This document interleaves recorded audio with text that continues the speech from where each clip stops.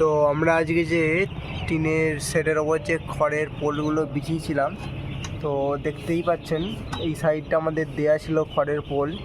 তো এইখানে একটুও ভিজে ভাব আসেনি, মানে যে ঘামটা আসছিল একটুও হাতে ঘাম ভাব নেই, পুরোপুরি হাতটা শুকনো।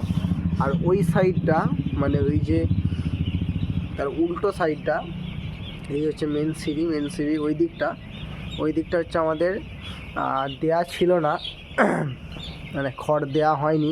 ওই দিকটা খড়টা কম পড়েছিল বলে কালকে আবার মাঠ থেকে আনতে হবে, এনে দিতে হবে। তো এই দিকটা দেখতে পাচ্ছেন, এই যে এইগুলোতে একটা কেমন জল জল ভাব এসেছে। শুধু দেখেন, এই দেখুন, দেখতে পাচ্ছেন এখানটা এরকম জল ভাব এসেছে, যার জন্য আমার হাত ভিজে গেল। আর এখানে যথেষ্ট পরিমাণ এগুলো ঠান্ডা হয়ে গেছে। এগুলো ভোরের টাইমটা করে এই যে জল ভাবটা এটা টোপে পুরো লিটারে পড়বে, আর লিটারটা ভিজে খারাপ হয়ে যাবে। আর এদিকটা খড় দেওয়ার কারণে দেখাচ্ছি আপনাদের, এদিকটা খড় দেওয়ার কারণে এখানটা আমি যদি হাত দিয়ে ঘষি কিংবা এখানটায় বলুন যদি ঘষি, একটু এখানে জল ভাব নেই, পুরোপুরি একদম শুকনো। তো আপনাদের যদি অ্যালবেস্টার শেড বা টিনের শেডে এরকম শীতকালে এই ঘাম ভাব আসে ঠান্ডার জন্য, অতিরিক্ত ঠান্ডার জন্য, এবং টিন যদি খুব ঠান্ডা হয়ে যায়, তাহলে এরকম আপনারা জমিতে যেসব জমিতে মেশিন দিয়ে ধান কাটা হয়, সেই সব জমিতে দেখবেন এই বিচালি খড় এমনি পড়ে থাকে। তো সেগুলো বিনামূল্যে তুলে এনে আপনাদের ফার্মের ওপরে, মানে চালের ওপরে, সে অ্যালবেস্টার হোক কিংবা টিনের শেড হোক যাই হোক, দিতে পারেন।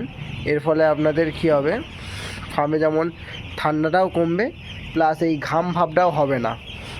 তাহলে পাখি অনেকটা মোটামুটি ভালো থাকবে। আজকে আমাদের ফার্মে মোটামুটি হয়ে গেল আজকে 4 নম্বর দিনের রাত।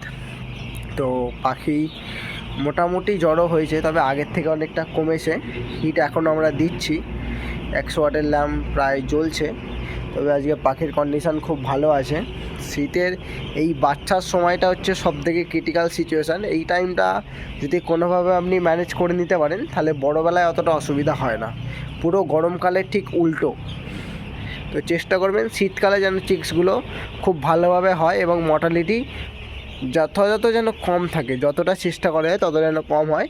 চেষ্টা করবেন যে শীতের সময়টা করে যদি বাচ্চা নেন, তাহলে 4-5 দিন একটু রাতে থেকে বাচ্চাগুলোকে তাড়ানোর। তাহলে কী হবে, এই জড়ো হয়ে যে মর্টালিটিটা হয়, এই মর্টালিটিটা হবে না এবং বাচ্চাও ঠিকঠাকভাবে বাড়বে।